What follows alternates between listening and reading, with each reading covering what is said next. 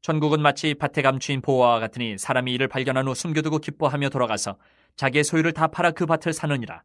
또 천국은 마치 좋은 진주를 구하는 장사와 같으니 극히 값진 진주 하나를 발견하며 가서 자기의 소유를 다 팔아 그 진주를 사느니라. 또 천국은 마치 바다에 치고 각종 물고기를 모는 그물과 같으니 그물에 가득함에 물가로 끌어내고 앉아서 좋은 것은 그릇에 담고 못된 것은 내버리느니라. 세상 끝에도 이러하리라. 천사들이 와서 의인 중에서 악인을 갈라내어 풀무불에 던져 넣으리니 거기서 울며 이를 갈리라. 이 모든 것을 깨달았느냐 하시니 대답하되 그러하오이다. 예수께서 이르시되 그러므로 천국에 제자된 서기관마다 마치 새 것과 옛 것을 그 곳간에서 내오는 집주인과 같으니라. 예수께서 이 모든 비유를 마치신 후에 그곳을 떠나서 고향으로 돌아가서 그들의 회당에서 가르치시니 그들이 놀라 이르되 이 사람의 이 지혜와 이런 능력이 어디서 났느냐. 이는 그 목수의 아들이 아니냐. 그 어머니는 마리아, 그 형제들은 야고보, 요셉, 시몬, 유다라 하지 않느냐. 그 누이들은 다 우리와 함께 있지 아니하냐. 그런즉 이 사람의 이 모든 것이 어디서 났느냐 하고 예수를 배척한지라. 예수께서 그들에게 말씀하시되 선지자가 자기 고향과 자기 집 외에서는 존경을 받지 않음이 없느니라 하시고 그들이 믿지 않음으로 말미암아 거기서 많은 능력을 행하지 아니하시니라. IT뿐만 아니라 많은 나라들이 그렇게 했지만 IT 미국 대사관 앞에는 정말 사람들이 어마어마하게 줄을 서 있다고 합니다. 지금은 이 말씀 준비하면서 좀 IT를 좀 쳐봤더니 지금 난리가 났습니다. IT는 지금 완전 폭동이 일어나서 우리 선교사님도 이제 급하게 빨리 탈출을 하셨어요. 잘 탈출을 해서 아마 오늘쯤 도착하셨을 것 같은데 공항이 다 폐쇄됐습니다. 완전히 정말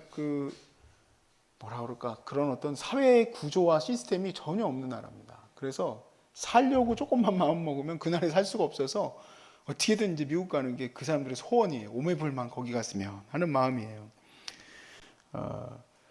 우리가 이렇게 오매불만 그 나라를 향해서 가려고 하는 것처럼 우리 사람들도 천국을 그렇게 오매불망 우리가 소망할까? 우리가 오늘 이 말씀을 통해서 하나님 나라에 대한 정말 우리가 그 가치, 내가 그 나라를 향해서 간다는 거에 대해서 어떻게 해야 될지 우리 말씀을 나눌 때 여러분 안에 하나님의 나라의 소망이 넘치시길 주의 이름으로 축복합니다. 우리 예수님께서요, 지금까지 이 말씀을 통해서 13장의 전체 말씀을 통해서 또 요 앞에 있었던 모든 비유들을 통해서 주님은 천국을 비유로 설명을 하셨습니다. 천국을 비유로 설명을 하셨어요. 너무너무 좋은 것이죠. 그런데 그에 대한 반응이 어떤가? 물론 이 말씀은 고향으로 돌아가서 어떤 가르침을 새롭게 하셨다고 나오지만 이 연이어진 본문으로 봤을 때 사람들이 예수님의 말씀을 그렇게 받았구나. 결국 예수님은 천국에 대해서 계속 설명하셨다는 것을 우리가 알 수 있게 돼요. 근데 그 반응이 보십시오. 54절부터 마지막까지의 말씀에 보면 고향으로 돌아가서 그들의 회당에서 가르치시니 그들이 놀라 이르되 와 너무 잘 가르친다. 이 사람의 지혜와 능력이 어디서 났느냐. 이는 목수의 아들이 아니냐. 그 어머니는 마리아, 형제들은 야고보, 요셉, 시몬, 유다라 하지 않느냐. 그 누이들은 다 우리와 함께 있지 아니하냐. 그런즉 이 사람의 이 모든 것이 어디서 났느냐 하고 예수를 배척한지라. 예수께서 그들에게 말씀하시되 선지자가 자기 고향과 자기 집에는 존경을 받지 아니함이 없느니라 하시고 그들이 믿지 아니함으로 말미암아 거기서 많은 능력을 행하지 아니하시니라. 참 안타까운 얘기죠. 그런 귀한 말씀들을 듣고 그들이 회개하고 주의 나라를 붙들었으면 얼마나 좋겠습니까? 근데 그렇지 않았어요. 오히려 예수님의 출신을 다 알고 있기 때문에 오히려 내가 그를 안다고 하기 때문에 배척하고 싫어 밀어냈습니다. 물론 나사렛에서만 그런 것은 아닙니다. 모든 곳에서 예수님을 밀어내고 배척하는 일들이 있었습니다. 사람들이 천국에 대해서 소개할 때 그 지혜와 가르침에 놀랐을 겁니다.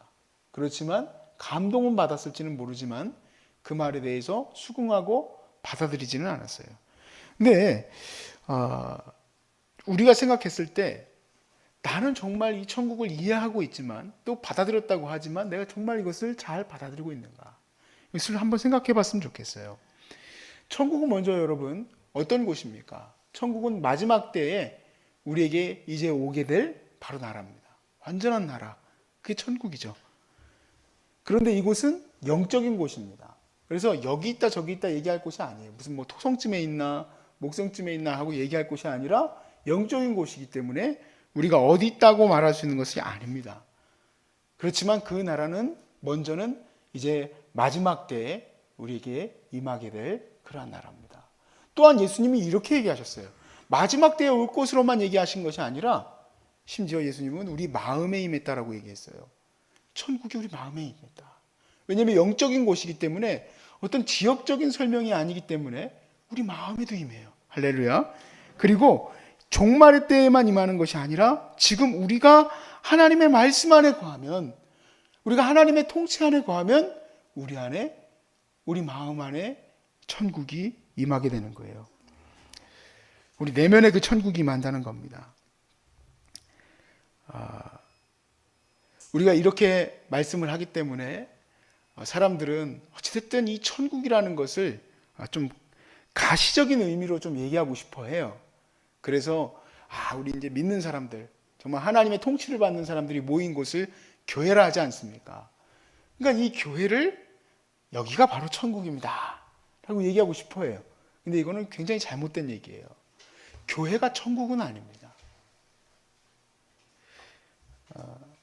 우리가 하나님의 통치를 받는다는 것은 분명히 모든 여기에 있는 믿는 사람들이 다 이렇게 함께 모였기 때문에, 이 무리들이 모여 있으니 여기가 천국이라고 얘기하고 싶지만 그렇지가 않다는 거예요. 이게 아주 중요한데요. 우리가 천국을 어느 지역적인, 그러니까 로컬적인 어떤 그런 부분으로 설명해서는 절대로 안 됩니다. 대표적인 게 이제 교회가 천국이다라고 얘기하고 싶은 거예요.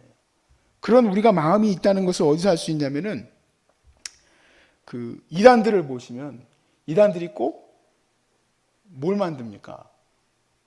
천국을 만듭니다. 여기 옆에 여기 그 어디죠? 상천리에도 에덴이라는 곳이 있습니다. 어마어마하게 커요. 여러분은 겉으로 지나가다만 보실지 모르겠지만 가평으로 넘어가다 보면 와, 거기에 막 무슨 뭐 파리 에펠탑도 있고요. 무슨 막 한 번도 돌아가는 적은 없지만 관람차도 있고요. 번쩍번쩍 돼요. 그리고 거기를 많은 사람들한테 이렇게 얘기해요. 여기가 하나님의 왕국이다. 하나님의 천국이다. 얘기를 하고. 거기만 그러는 게 아닙니다.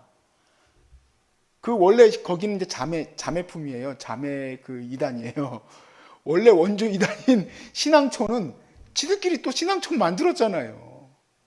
신앙촌 만들듯이 거기도 또 뭐 촌부락을 만들어 놨는데 도대체 들어가 보진 않아서 모르겠지만 정말 잘 만들어 놨다고 그러더라고요. 거기만 그럽니까? 온갖 이단들은 꼭 어디다가 이렇게 좀 뭘 만들고 싶어요. 이번에 요즘에 신천지 이단이 여기 청평에다가 뭘 만들려고 해가지고 아주 난리가 났죠. 막 계속 프랜카드 들고 저희 뭐 절대 못 들어오게 하려고 그랬었습니다만은 요 근처에 많습니다. 통일교도 여기 가평에 있어요. 왜? 가평이 물 좋고 산 좋으니까 여기가 천국이라고 자꾸 하고 싶은 거예요. 여러분이 이미 와 계십니다.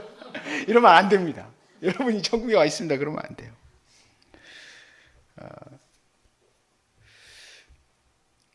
우리가 이 천국이라는 것은요, 어떤 그 휘황찬란한 어떤 그런 것에서부터 우리가 이미지를 갖게 됩니다. 그래서 리조트도 패러다이스 그런 리조트 있지 않습니까? 뭔가 그 뭐 안락하고 막 그러면 이제 우리가 천국 같고, 그러지 않으면 천국이 아닌 것 같이 느껴져요. 근데 이 천국은요, 사실 이 천국은 각 사람을 말합니다. 하나님의 통치를 받는 각 사람이에요. 각 사람들. 이게 무슨 말이냐면 이 천국의 가치가 어디서 극대화되는가? 천국의 가치는 어떤 지역이 휘황찬란하게 만들어 놨기 때문에 천국이 되는 것이 아니라, 그 사람이 비록 작고 여리고 부족하고 연약하지만 하나님의 통치를 받기 때문에, 하나님의 말씀 안에 거하기 때문에 그 사람을 통해서 하나님의 나라가 임하게 되는 거예요. 하나님의 나라. 그래서 천국의 가치는 한 영혼입니다. 한 영혼이에요. 하나님의 나라를 세우는 예수님의 행보를 보십시오. 예수님의 행보는 귀신 들리고 병 들고 어려운 자들을 찾아 나서는데 이유가 뭡니까? 하나님 나라를 세우기 위해서예요. 왜 베드로를 찾아갔습니까? 하나님 나라를 세우기 위해서예요. 왜 마태를 찾았습니까? 하나님 나라를 세우기 위해서예요. 왜 나를 찾아오셨습니까? 하나님 나라를 세우기 위해서요. 어디에? 나중에 어딘가에? 그게 아니라 내 안에 하나님 나라를 세우시기 위해서. 하나님 나라를 세우기 위해서. 그래서 천국의 가치는 바로 사람에 있습니다. 사람에. 그 가치를 발견하면 절대 인생을 낭비할 수가 없습니다. 천국의 이 가치를 발견하면 그것을 내가 온전히 붙들어야 된다는 것을 알기 때문에 내가 나를 위해서 허송세월 보내고 나의 그런 즐거움을 위해서 여기가 천국이다 막 뿡빵 대고 막 돌아가고 하는 데서 시간 낭비할 시간이 없어요. 거기가 지옥이죠. 한 사람이 세워지면 이 허망해지는 나라가 변화되어지고 여러 가지 우리나라를 세워놨던 이제 3.1절이 다가오기 때문에 그런 부분에 대해서 조금 더 묵상을 하게 되고 이번 주일도 그렇게 준비하고 있는데 우리 안중근 의사도 마찬가지고 이런 어떤 우리나라를 세웠던 그런 한 분 한 분을 보면은 그렇게 유명한 사람들은 아닌데 신앙으로 온전히 세워진 분들이에요. 그러니까 이 나라가 온전히 세워지는 것도 영적으로 하나님 앞에 온전히 다스림을 받는 사람들이 있어야 이 나라가 제대로 서갈 수 있다는 얘기예요. 그러니까 나라를 위해서 내가 무엇을 할 것인가? 멀리 찾을 게 없어요. 영혼 하나를 온전히 세우기 위해서 힘을 쓰면 그 사람이 나라를 위한 사람이 되는 줄로 믿습니다. 그게 얼마나 큰 가치입니까? 나라를 세우는 가치인데. 여러분, 교회 세우기가 얼마나 어렵습니까? 뭐 어떤 사람들은 이제 교회를 세우는 거에 있어서 이제 돈으로 이제 많이 생각을 하고 건물 짓는 건 물론 중요합니다. 근데 진짜 어려운 것은 한 영혼을 세우기 위한 노력이. 한 사람에게 부어지는 많은 노력이 필요해요. 근데 교회가 변화되어진다. 얼마나 복된 일입니까? 제가 존경하는 목사님 중에 한 분은 교회가 변화되어진 수만 있다면 자기는 뭐든지 할 수 있다는 거예요. 그래서 그 목사님이 저에게 가르침을 주실 때는 그 영혼이 변화되는 것을 위해서 이 목사 무릎이라도 꿇어야 돼. 창피라도 다 받아야 돼. 그러더라고요. 아직까지도 이해를 잘 못하겠습니다만은 그런 일들을 실제로 하는 분들이 있더라고요. 한 영혼을 구하기 위해서 실제로 무릎 꿇고 정말 자기의 모든 수치까지도 내려놓고 그 영혼을 구원하기 위해서 일하는 분들이 있어요. 그렇게 교회가 세워지는 거예요. 이 한 사람이 변화되어지면 지금은 가정이 뭐 몇 가정씩 깨어지네, 무슨 가정이 깨어지네 하지만 그 가정이 회복되어지는 거예요. 영혼이 살아나면, 하나님의 통치 아래 있으면 하나님의 거룩한 나라가 그 안에서 이루어지게 되는 겁니다. 할렐루야. 그래서 우리가 44절을 보시면 좀 앞으로 다시 돌아가는 겁니다. 같이 읽어보겠습니다. 시작. 천국은 마치 밭에 감추인 보화와 같으니 사람이 이를 발견한 후 숨겨두고 기뻐하며 돌아가서 자기의 소유를 다 팔아 그 밭을 사느니라. 아멘.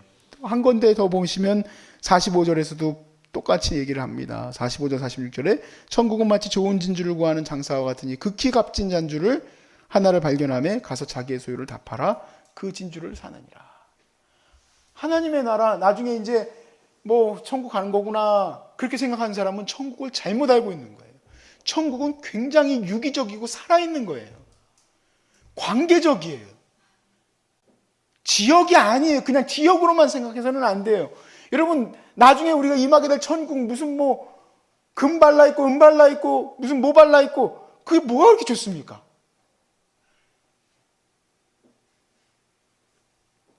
그곳에서 주님과 함께하는 것이 왜 좋은지, 왜 우리가 그곳에서 만날 사람들이 함께 만날 사람들, 지금 먼저 가신 분들도 있고 고생하다가 서로 만나게 될 그 사람들과 나누게 될 그 영광의 영원한 나라,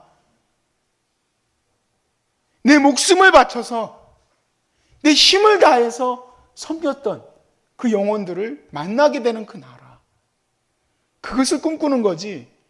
아유 그냥 뭐 내 마음대로 살다가 예수 믿으니까 티켓 딱 드리고 천국 들어갑니다.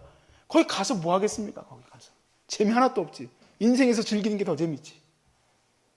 그 가치를 모르는 거예요. 천국의 가치는 영혼에 있습니다. 할렐루야. 영혼에 있어요. 영혼에. 그래서 그 가치를 세워나가고 싶은데 내가 내 마음대로 살아가는 내 인생의 한 파트를 또 갖고 있고 또 그리고 사람 살리는 일에 내가 또 투자하고 싶다. 이게 될까? 안 되는 게 문제예요. 왜냐하면 사람을 세우는 거에는 어느 정도만 해가지고 사람을 세울 수 있는 것이 아니라 올인해야 돼요. 내 힘을 다 기울여야 그 영혼을 살려나갈 수 있습니다. 그 영혼을 살릴 수 있어요. 그리고 그 영혼을 살릴 때에 그 깊이와 그 가치와 그 영화로움과 그 존귀함과 그 기쁨이 얼마나 큰지 몰라요. 그래서 예수님이 설교를 시작하는 것과 같은 마태복음의 그 구조에서 보면 마태복음 5장에 시작할 때 예수님이 이렇게 얘기하죠. 심령이 가난한 자는 복이 있나니 천국이 저희 것이며 그랬습니다. 하나님 나라가 여러분의 것이 되길 바랍니다. 하나님 나라, 한 영혼, 한 사람, 그 한 연약하고 너무너무 연약하여서 겨자씨만큼 작은 그 한 인물들, 그를 향해서 여러분도 주어진 인생이 쓰여질 수 있기를 바랍니다. 주어진 내 모든 것들이 그렇게 아름답게 쓰여질 때 여러분에게 천국이 많은 줄로 믿습니다.